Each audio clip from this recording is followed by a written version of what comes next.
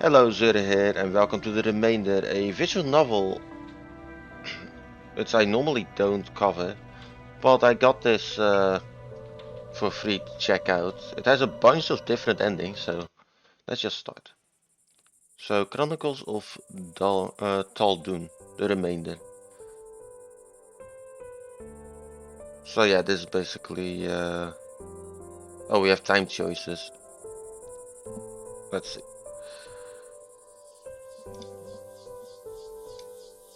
Yeah.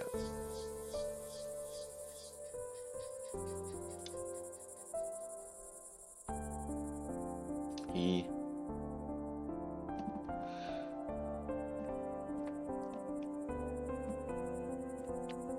For the first time in many seasons, the waves and the wind were the only choices, singing farewells to Saruto. I waited. I waited, tension crawling up my throat, until the colors of the sky changed. Clouds stifled by the light, drops of wetness fell, pelting the ground. Pressing my lips together, I stood up. Why is it so quiet? Rain is pouring down, soaking through me. Wind ripped at my clothes. Thick, warm red. A sick, sweet scent filled my nostrils. I, I dared to lick. Metallic, greasy. This is not right. Darkness fell and turned my hands into shadowy silhouettes.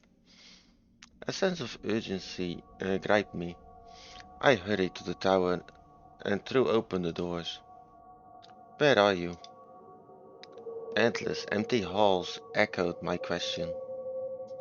At the far end, I thought I saw a figure disappearing into the dark. Hey, wait. I ran after them, feet pounding the sticky wet stones, echoing loudly. Wait, what was their name again? I... I can't remember. Why can't I remember? Hardly surprising. What? I came to a jolting halt and whipped around. Who said that? When will you start taking some responsibility? My skin crawled. I turned and bolted as fast as I could. I came to the end of the hallway, grabbed the slippery doorknob, and barged into the room empty. Another door. Nothing. I ran trembling. I ran trembling fingers through my hair, nails digging into my scalp, and shuddering upon seeing the sticky redness smeared everywhere. I wiped my hands on my clothes over and over, harder and harder. It wouldn't come off. Teeth clenched. I pushed through yet another door. Look at you, covered in filth, chasing another childish fancy. Have you no shame? I'm sorry. My voice echoed back as I stood in an empty room, no windows, no doors. Hot breaths rest in my throat. My legs trembled. I was terrified, exhausted. Why was I running so hard? Why was I struggling? It was all right. I was making progress. That was the only thing that mattered. Eyelids heavy, comforting numbness enveloped me. I closed my eyes and sank down, down, down. I would rest just for a moment. I would finish this. The seas in every direction, endless, a diamond dusting of moonlight across the surface above me.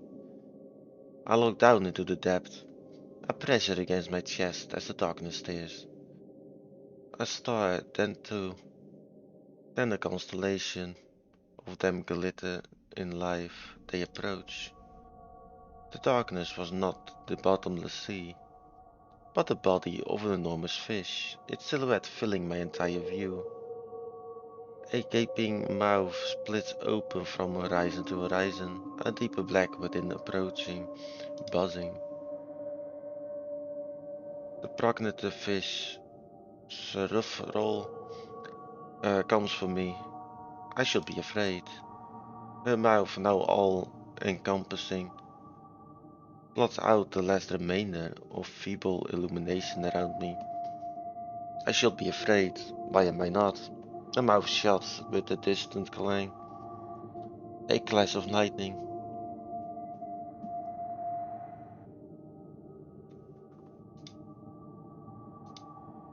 Come on, wake up. Prickling light in the comforting darkness. A rumbling rises and falls, like the waves washing the shore. Calm coolness gives way to crushing heat. A blanket of boulders smothers me. Hey, are you alright? Do you hear me? My eyes struggled open to a face. No, go away. Someone grips my shoulders and squeezes still a bit out of it, eh? That metallic and greasy buzzing sound crescendos and my mouth tastes of iron. Then a hand is laid upon my forehead. I open my eyes again. It's easier this time. But the rest of my body is still heavy as stone. I can't budge a hair. Feverish. But no obvious wounds. You'll be fine. Something went wrong. We don't have much time. Uh, my tongue feels heavy and stiff. Wrong. I snap my mouth shut. This is embarrassing. Maybe you should stay put for now. See what I can do. Someone grabs my shoulders and squeezes. Still on. Oh wait, I'm reading the wrong thing.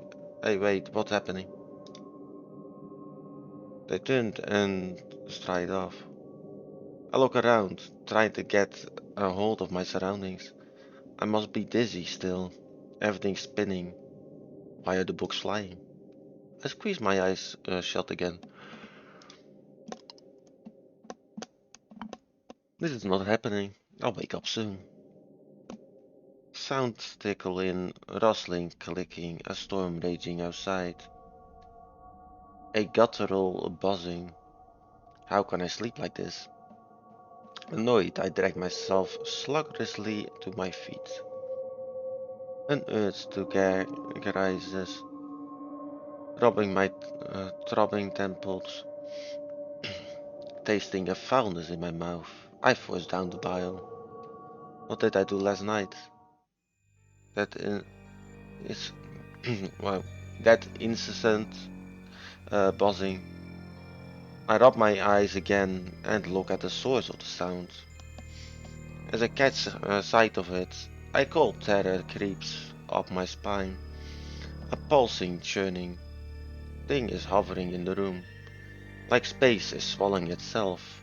Waves of moist, brilliant heat spew from it.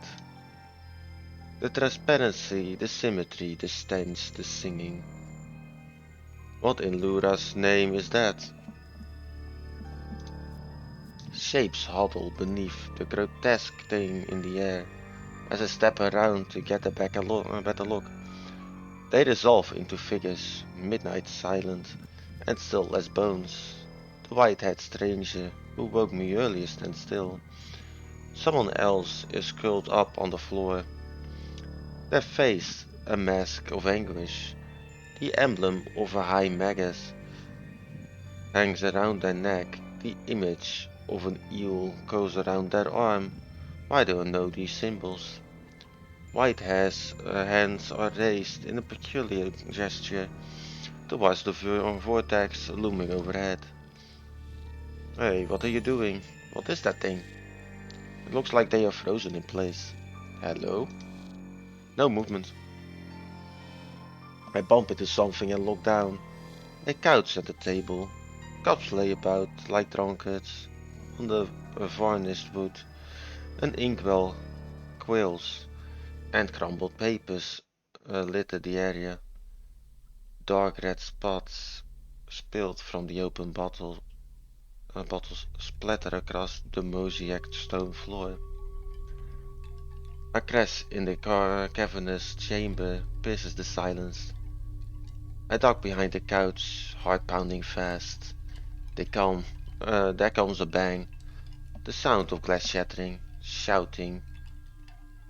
A cacophony reverberates painfully from the walls around me. I clutch my ears. I struggle. Please let me wake up already. This is not funny anymore. As abruptly as they came, the sound died down. Is it over? Clamping my eyes shut, I try to block out the buzzing. Let this be over soon. Let this be over soon. Let this. Feeling better? I nearly jump at the voice. The stranger is back, slumped next to the couch, head lolled, a hand to their shoulder. Breathe shallow. I turn and see the same stranger standing under the vortex, and my mouth hangs open. Uh, why are there two of you? I almost bite my tongue when something drips from my clutched shoulder. The glistened fluid shimmers and evaporates after it hits the floor. You are melting. I back away a step. What's wrong with you? They try to speak, but wince instead, eyes closed, throat bobbing, spitting out something black and then resting their heads back. They flash a sly grin and whispered, melting, very funny. I wrinkle my nose. What do you mean? What is happening here? What does it look like? I glance around the room with a scowl, taking care to avoid the floating thing, like the end of the world. Another winch. They lift a finger and point. What about that? Do you recognize it? I realize they mean the vortex and avert my eyes. No, the Varna, no. Should I? I can't resist a shudder. The person stares at me for a few breaths, and then bursts into laughter. I glance at the ghastly vortex, profoundly confused with the situation. They are still laughing. Shouldn't you do something about that thing? That thing is the abyss, the Vara, the door to eternal torment. They brush off hair from their forehead. They really don't remember. I scowl at them and dodge a flying book. You still have not told me why there are two of you, and what about the person on the ground? They look from me to the lying person and back and start chuckling again, shaking their heads. That is you, a great magus, Farseer, savior of Daran Square, prodigy of the age. Go on and so forth. Oh, so on and so forth. I failed, a fraud.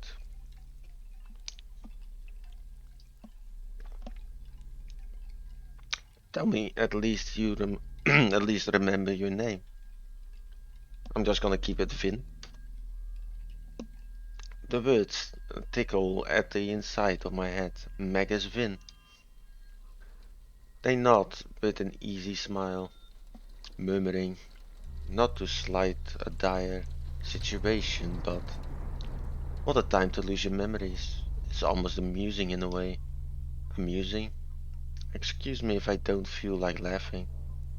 Why should I believe you that I am this person over there? How is that even possible? The stranger shakes their head and chuckles,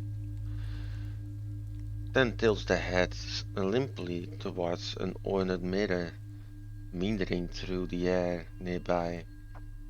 Easier if you go see yourself. I roll my eyes and step over to the mirror. So show me how I look. Oh, so pre-made magus. Let's do this. Is this me? Choosing yes will enable additional artwork throughout the game. Your choice will not impact the story itself in any way. Also change this. Yeah, I'll just keep it this. What I see, what I see leaves me stunned. The me in the mirror is a splitting image of the person on the floor. I turn and stare wide-eyed, then look at the mirror again. Every last detail, down to the piercings, which I'm only now noticing, are all identical. And just for a breath, the eel on my arm seems to wiggle. But I blink and it's still again. I feel lightheaded. This is not right. But how? How am I in two places at once? Are we dead? Is this the afterlife? And why do you know things when I don't? How is this fair? And just who are you? They laugh soundlessly. You don't remember me either. Can I just click through this? Yep, nothing at all. Your head must be more damaged than I thought. Wait, I run a hand over my scalp. There aren't any holes. You are not helping. How shall I say this? Eyes closed and lips parted. The voice is barely a whisper now. The name's Elar, your partner. Don't know what you did. Found you like this. They push out the words with effort. I lean closer and listen. Oh, I'm guessing if you put the name in, you get a different story. Probably. A ritual must have gone astray and set loose the abyss, the Vara, stripping away your memories. I did what I could and injured your heart vessel with my waters. You'd be gone otherwise. Or not injured, conjured. They grimace, then fall silent. I nudge them. Heart vessel? Abyss? Hey, keep talking. They open their eyes again and struggle to the point towards the other side of the room. But it flops to the floor, sink me. They're getting so quiet, I have to put my ear next to their mouth to hear them. Warm breath tickles me. I can almost hear my blood rushing. Your desk. Look at your journal. Find the spell. Circle a gate. Black powder. Mantra. Only way to save. No time. Go. Quick. They slump. Holding my breath, I wait. Heartbeat like a hammer in my skull. Thump thump. The buzzing fills the would-be silence in between resonance of torment. I drive a thumb into my temple, crushing one pain with another, a futile effort. Hey, are you alive? I raise a hand to their shoulder. My hand passes through them. I jerk away. My skin crawls at the sickening sensation. Their body melts into a sticky, shimmering puddle in just a few breaths. Tumbling back, I land on my butt and clamp my mouth shut to hold in the panic. The ruckus from earlier. There were footsteps, a voice, scrambling. Someone else was definitely here. When nothing happens for a while, I allow myself to breathe again. Through shaking fingers. If they would hurt me, they'd have done it while I was asleep, right? And if Allah was the only thing stopping them. But now they're gone, and you are useless. It's fine. If I'm careful, I can find a way to... Oh, Devarna, find a spell. Something is wrong with all of this. And how does someone just melt? Never mind that now. I can't just sit here. So I can investigate my surroundings. Oh wait, just the rest of the room goes far away. There's the room. Heart pumping. I rise unsteadily on my feet. Where could that desk be? Now that my head is clearing up, I can finally see more than a few paces in front of me. The place is a disaster. Half a library's contents are caught by unseen currents churning around the vortex. Books, parchments, translucent globes, and skulls of unnameable creatures swim like fish through the air. Beyond this layer of mess, there are even more whole bookshelves meandering in the periphery. Um, yeah, meandering. I dodge on the floating chairs, vases, and paintings as I traverse a veritable maze. A lamp smashes into my leg. I feel my limbs stretching into shimmering, transparent strings, and then snapping back into place. I would laugh at the weirdness of it if it didn't feel like a red-hot needle slowly being pushed through my thighs. I cry out instead, dropping to my knees. Then in a blink, the feeling's gone, as it never was there. Realizing that my leg still works, hurry out of the field of debris, and daring to come near anything, and definitely not laughing. I catch sight of an enormous desk at the far end of that room. Seeing no more obstacles, I ease my panic breath and walk over to it fervently, hoping that the journal will be there. What a disgrace, save for the heavily book squarely set in the center,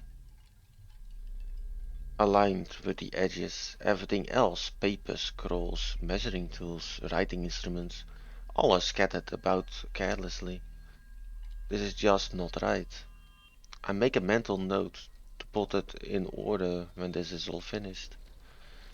Observing the book, I notice the precisely spaced stitch marks along the spine, evenly placed rivets, and the meticulously inscribed VIN in the leather. My jittery breath steadies. My head clears somewhat. This must be the journal. If I can find the spell, I can save myself. I flip it open. Hello there. You are my journal then. Will you help me make sense of this? The paper is smooth and firm under my fingers. The smell of it so familiar. I close my eyes and inhale deeply. Memory staring somewhere deep, deep down. But nothing rises to the surface. When I open my eyes again, the arcane symbols seem to regard me as I look at them, like seeing an old friend. Written words, soldiers of the intellect, regiment arraying on a planar battlefield. Written in the decisive hands, my hands. Geometric diagrams, sigils, maps of the heart and spirit, beyond words, ordered beauty. It must take days, perhaps weeks to draw each. But what is time to act of chaos defiance? A row of strings hang from the bottom of the book, each with an ornament, a red coin tied to the end, tied at the end. Bookmarks perhaps. By the depths, it's an encyclopedia, or encyclopedia. How will I ever find one spell in all of this? A scratching sound comes from somewhere to the left. I tense up for a moment. Is it some debris or I wait? Another scratch, then another. Something sharp against the wood. I swallow, heart pounding. What is that? What should I do? I turn around slowly. There's a set of arched doors leading to a hallway, lined with pillars and dense with shadows, like the mouth of a titanic beast. An amber glint flashes, another scratch. I squint and crane my head forward. Is that a... A shape slips out of the darkness at the doorway. Its fur is so black that it looks like a moving shadow. Its features are sharp and merciless. It walks tiptoed, sinewy muscles rippling under the fur, poised to lunge. I stumble back, hand fumbling behind me, searching the desk for a weapon. My fingers grip around something squirming. I look down with reluctance. A lidless eye on the base of a knife turns its gaze to me and whispers in a wet voice. Cat, cat, cat, cat, cat, cat, cat, cat, cat, cat, cat. Listen to it. My heart is throwing itself into my ribs. I hear only its pounding and blood rushing in my ears like a ferocious tide. I look at the knife, at the creature. There is nothing for me here. Not now. Nor after. Only more pain. Feels like someone else is doing it. The knife lifts into the air. A dull glint flashing. Then it dives down. The eye letting out a wet hiss. A lightning bolt of pain. Keep clenching a grasp. Then I'm on the floor. Blinking slowly. The rushing tide is quiet. Morph is flowing away. Coolness is flowing in. Then it's cold. My teeth chatter, I think. Coward. There is nothing for me here. You are too weak to even face it. Maybe I...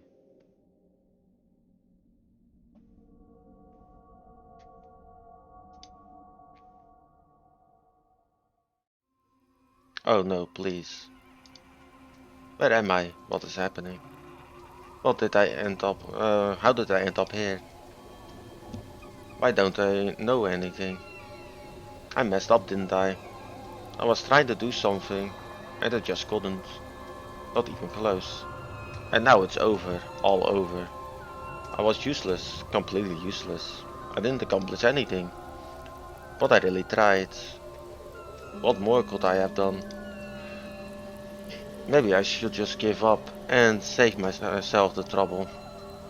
Nothing. Absolutely nothing. Why? Why did this have to happen? Why me? I'm so tired. Why can't I just go to sleep and never wake up? Haven't you slept enough already? What? Was I sleeping? Weren't you? I don't understand. I'm so tired. You will eventually. So I got the achievement. Welcome, sleeping Magus. So that was a quick one. So apparently you can kill yourself pretty easily. So that's one of the endings in like what's that? Not even 30 minutes. So yeah, that's basically your first playthrough, though a bit short. So thank you for watching and hope to see you in the next one.